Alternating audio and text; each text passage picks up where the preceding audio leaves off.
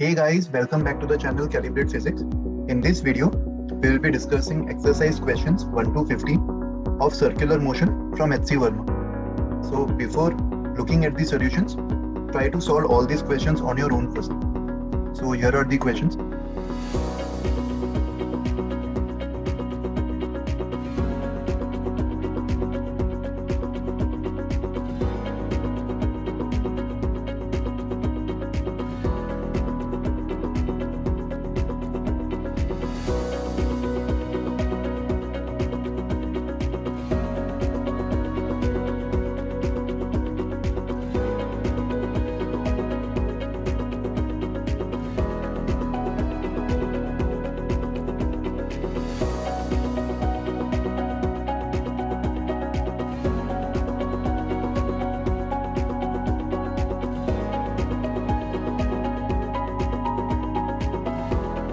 This is the answer key.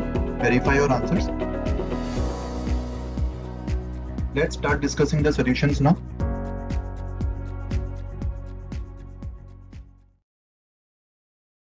Question number 1.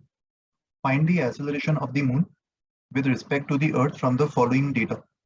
The distance between the earth and the moon is 3.85 into 10 to the power 5 kilometers, and the time taken by the moon to complete one revolution around the earth is 27.3 days. So यहाँ पे moon के circular orbit का जो radius है वो दिया हुआ है, वो अर्थ और मून के बीच का डिस्टेंस होगा which is 3.85 into 10 to the power 5 kilometres. तो इसको मीटर्स में कन्वर्ट कर लेते हैं, सब कुछ SI में ले लो तो 10 टू द पावर 8 हो जाएगा. एंड टाइम पीरियड दिया हुआ, time for one revolution is 27.3 days. इसको भी सेकेंड्स में कन्वर्ट कर लेते, एक दिन में 24 आवर्स एंड 1 आवर में 3600 सेकेंड्स. और हमें एक्सेलरेशन फाइंड करना है. तो इस केस में टेंजेंशियल एक्सेलरेशन 0 होगा. हम लोग यूनिफॉर्म सर्कुलर मोशन अज्यूम करेंगे मून का. दैट मींस नेट एक्सेलरेशन सिर्फ सेंट्रीपिटली होगा which is given by omega square r. यहाँ पे r दिया हुआ है और ओमेगा फाइंड करने के लिए टाइम पीरियड गिवन है. सो ओमेगा की वैल्यू 2 पाई अपॉन t, ये फॉर्मूला यूज कर सकते हैं. और देखो यहाँ पे कैलकुलेशंस बहुत ही ज्यादा कॉम्प्लेक्स आ रहे. एक्चुअल एग्जाम में इतनी कॉम्प्लिकेटेड कैलकुलेशंस नहीं होती. सो अभी के लिए इस सवाल के लिए हम लोग कैलकुलेटर यूज कर लेते. तो सबसे पहले ओमेगा फाइंड कर लेते. Omega is 2 pi upon t.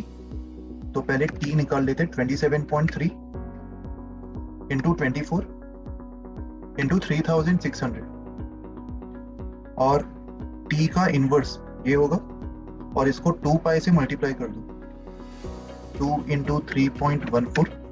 तो ये हमें ओमेगा मिल गया. और ओमेगा का भी स्क्वायर कर दो, ये omega square into r. r मतलब 3.85 इंटू 10 टू द पावर 8. तो हमारा final answer 2.73 into 10 to the power -11. और यहाँ से 10 टू द पावर 8 भी मल्टीप्लाई हो जाएगा. सो 2.73 इंटू 10 टू द पावर -3. ये हमारा फाइनल आंसर होगा, नॉट ओमेगा. ओमेगा तो हमने निकाल लिया था. This is centripetal acceleration. और क्योंकि अपन सब कुछ SI में ले रहे, इसका फाइनल यूनिट भी मीटर्स पर सेकेंड स्क्वायर होगा. Okay. Question 2. Find the acceleration of a particle placed on the surface of the earth at the equator due to earth rotation. Earth का डायमीटर गिवन है और अर्थ के रोटेशन का time period 24 hours. सो मान लो ये अर्थ का surface है. इक्वेटर पे जो पार्टिकल होगा वो अर्थ के साथ इस सर्कल में जा रहा होगा. तो उसका जो एक्सेलरेशन होगा वो भी सिर्फ सेंट्रीपिटली होगा, ओमेगा स्क्वायर r. इस केस में time period 24 hours. That means seconds में 24 इंटू 3600 एंड ओमेगा को अगेन 2 पाई अपॉन t लिख सकते. वापस सेम तरीका फॉलो करेंगे. 24 इंटू 3600 ये टाइम पीरियड होगा.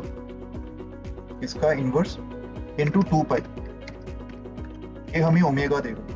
And omega square into R, earth का जो रेडियस है वो 6400 किलोमीटर्स, मतलब इसको 6.4 इंटू 10⁻³ किलोमीटर्स, मतलब 6.4 इंटू 10⁻6 मीटर्स, ये लिख सकते।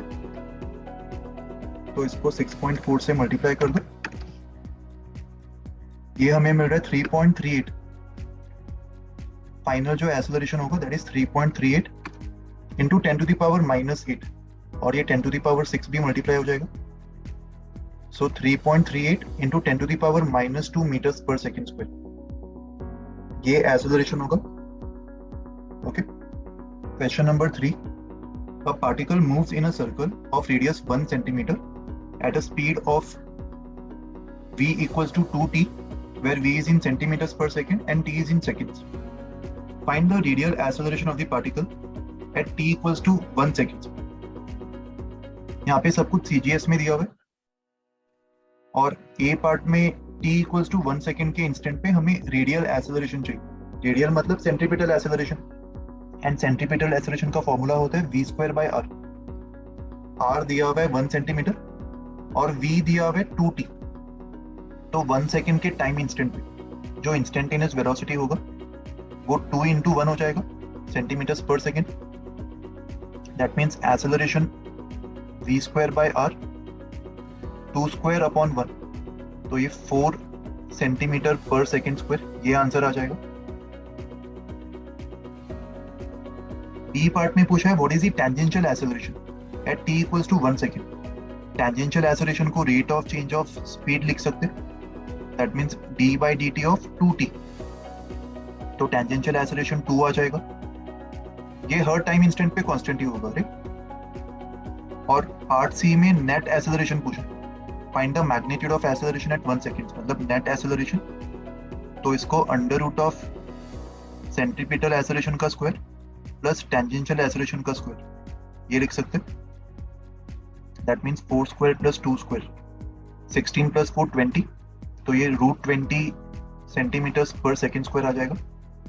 Okay, question number 4, a scooter weighing 150 kg together with its rider moving at 36 km/h is to take a turn of radius 30 meters. The horizontal force on the scooter to make the turn possible. तो इस case में scooter को horizontal force friction provide कर रहा होगा और वो उसके सेंट्रीपिटल फोर्स के इक्वल होगा, right. So required answer will be mv²/r। m 150 दिया हुआ है, स्पीड को मीटर्स पर सेकेंड में कन्वर्ट कर दो, तो ये 10 मीटर्स पर सेकेंड हो जाएगा।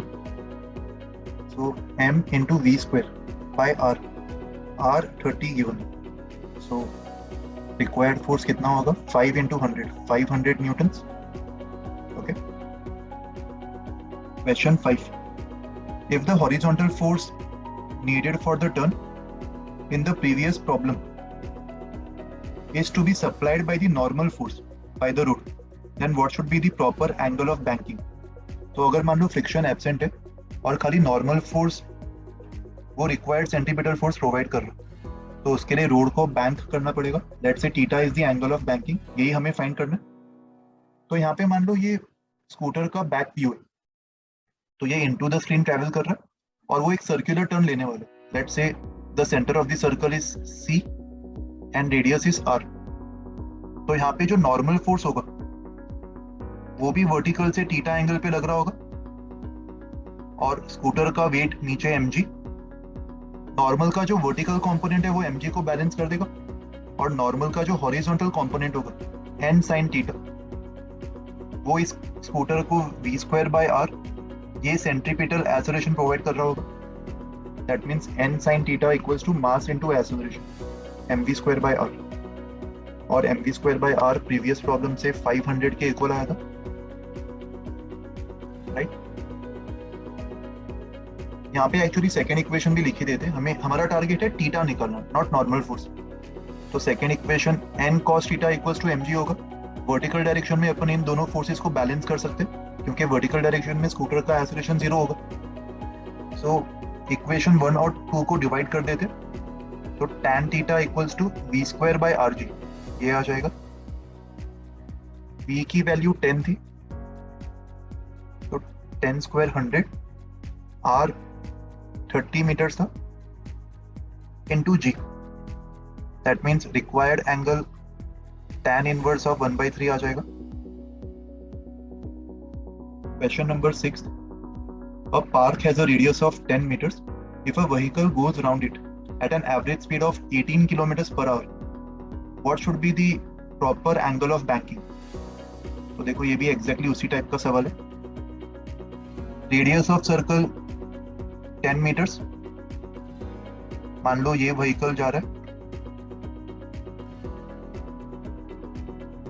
ये इसका बैक व्यू है, तो नीचे mg,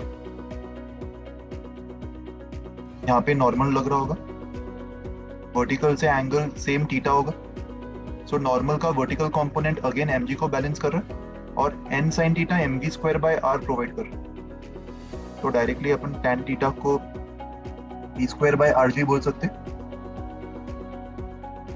v 18 kilometre per hour दिया, मतलब 5 मीटर्स पर सेकेंड, रेडियस 10 दिया हुआ है और g को भी 10 मान लेते, तो इस केस में tan थीटा 25/100 मतलब 1/4 आ रहा है, that means theta will be equals to tan inverse of 1/4।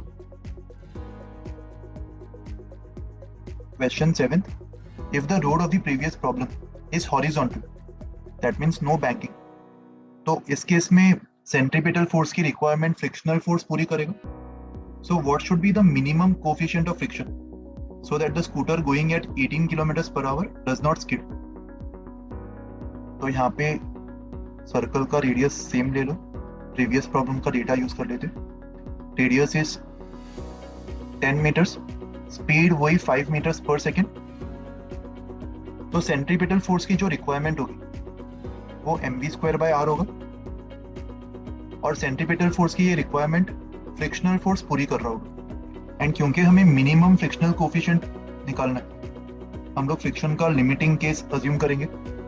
Friction ने अपनी लिमिटिंग वैल्यू अचीव कर ली होगी, फ्रिक्शन की लिमिटिंग वैल्यू म्यू mg के इक्वल होगी, mu times normal force mg को बैलेंस कर रहा होगा इस केस में, that means mu mg equals to mv square by r, तो यहाँ से म्यू की जो मिनिमम वैल्यू है वो v स्क्वायर बाय rg आ जाएगी, v स्क्वायर मतलब 25, r मतलब 10 एंड g भी 10, सो यहाँ से म्यू की मिनिमम वैल्यू 1/4 मतलब 0.25 ये आ रही है।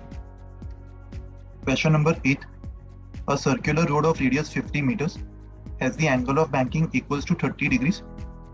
At what speed should a vehicle go on this road so that the friction is not used? तो देखो ये भी पिछले प्रॉब्लम्स की जैसा ही है, खाली नॉर्मल फोर्स सेंट्रीपिटल फोर्स की रिक्वायरमेंट पूरी कर रहा होगा, एंड नॉर्मल फोर्स का वर्टिकल कंपोनेंट इसके वेट को बैलेंस करेगा, n cos theta equals to mg, n sin theta equals to mv square by r, that means tan theta v square by rg के equal आया था।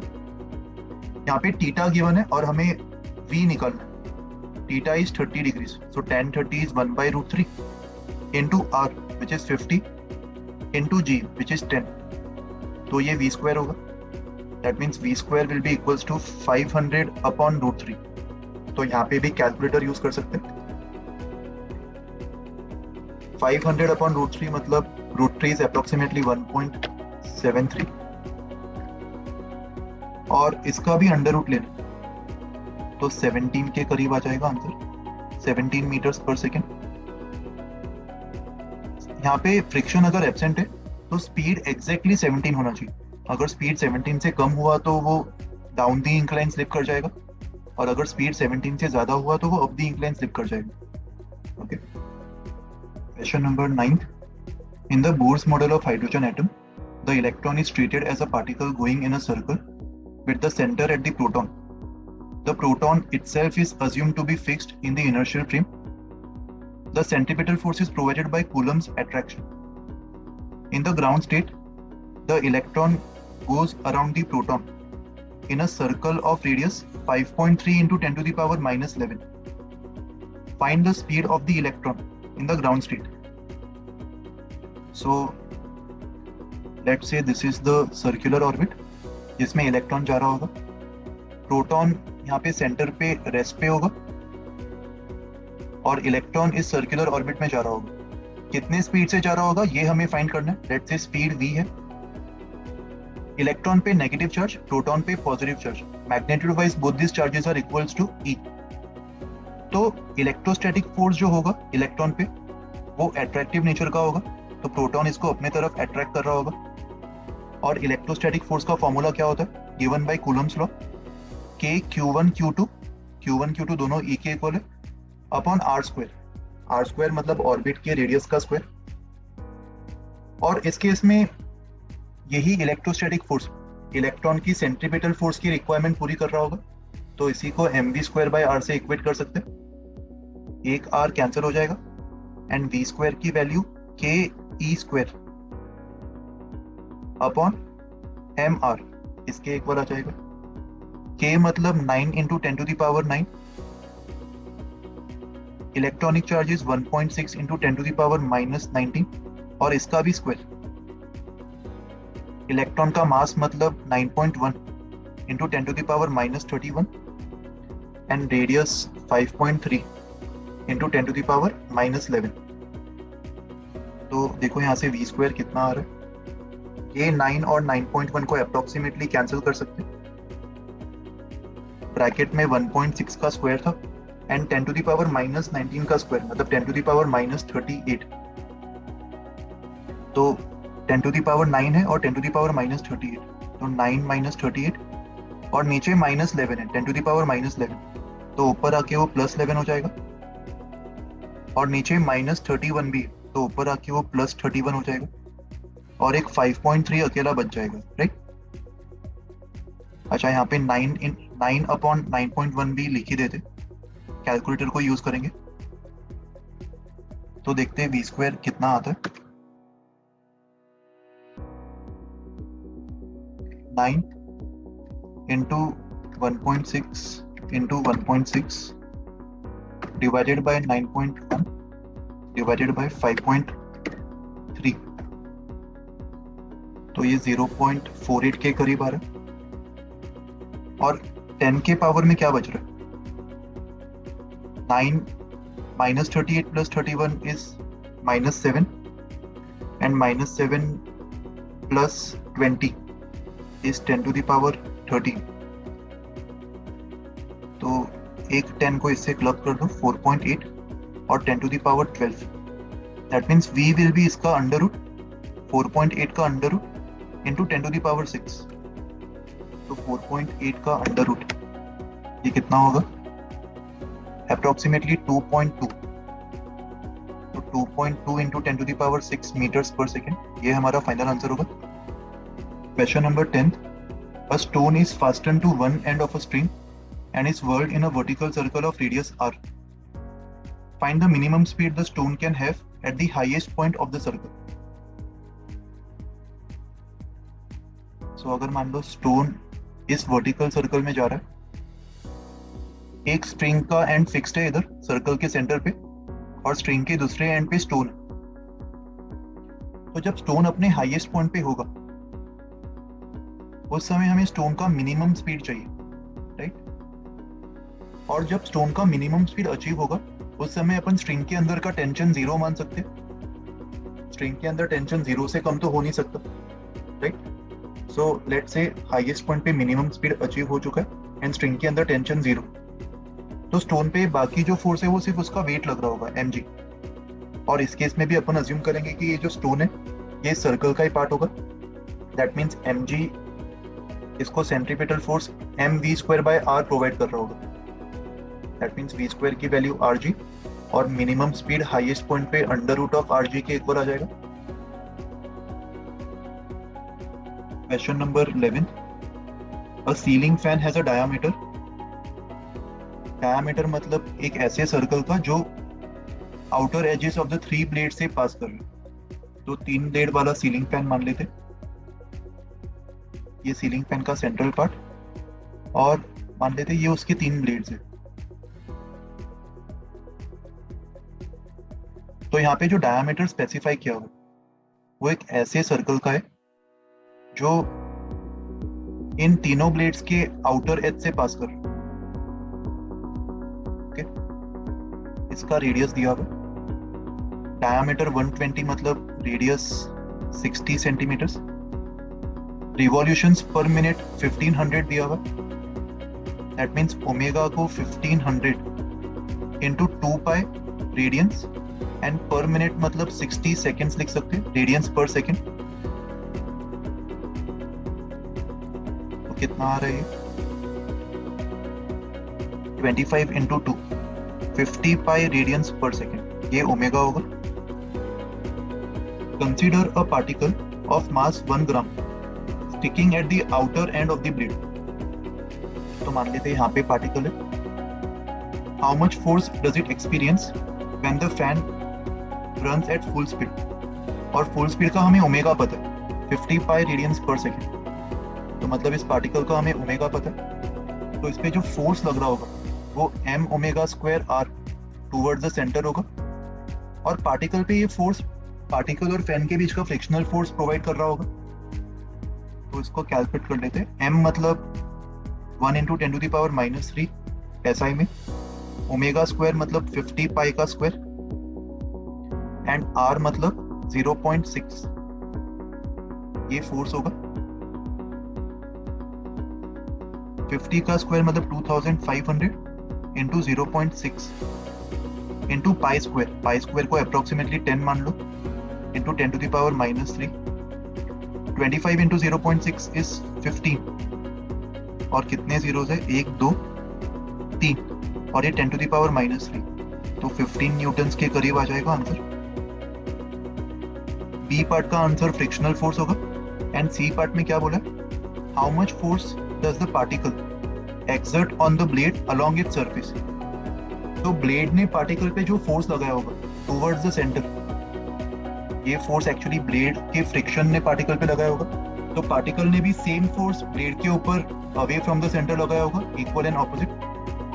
Okay, question number 12, a mosquito is sitting on an LP record disc rotating on a turntable at 33 1/3 revolutions per minute.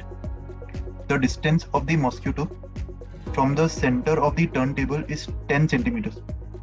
Show that the frictional coefficient between the record and the mosquito is greater than pi square by 81. So ये turntable मान लेते, इसका omega 33 into 1/3 revolutions मतलब 100/3 revolutions, एक revolution में 2 pi radiance पर minute, एक minute में 60 सेकेंड्स, तो रेडियंस पर सेकेंड में ये ओमेगा होगा, एक जीरो कैंसिल, तो इसको रेड्यूस करने पर ये 10 पाई अपॉन 9 रेडियंस पर सेकेंड आ जाएगा, राइट, दिस इज ओमेगा। और सर्कल के सेंटर से मॉस्किटो 10 सेंटीमीटर्स के डिस्टेंस पे बैठा हुआ है, और यहाँ पे अपन अज्यूम करेंगे कि मॉस्किटो भी टर्न टेबल के साथ रोटेट कर, there is no slipping, that means mosquito 10 centimetres के सर्कल में जा रहा होगा विद एंगुलर स्पीड ओमेगा। तो मॉस्किटो का जो सेंट्रीपिटल एक्सेलरेशन होगा ओमेगा स्क्वायर r, इसको फ्रिक्शनल फोर्स प्रोवाइड कर रहा होगा, तो frictional force m omega square r के इक्वल होगा। बेसिकली ये फ्रिक्शनल फोर्स की रिक्वायरमेंट होगी, एंड फ्रिक्शनल फोर्स की ये रिक्वायरमेंट उसके लिमिटिंग वैल्यू से कम होनी चाहिए, क्योंकि लिमिटिंग वैल्यू जो है वो मैक्सिमम पॉसिबल फ्रिक्शनल फोर्स हो सकता है। एंड यहाँ पे नॉर्मल फोर्स mg के इक्वल होगा। यहाँ पे टेबल का अपन टॉप व्यू देख रहे हैं, मतलब मॉस्किटो का weight into the screen and normal force out of the screen लग के उसको बैलेंस कर लेगा, so this will be mu mg। तो यहाँ पे m cancel, that means mu की value omega square r upon g से बड़ी होनी चाहिए।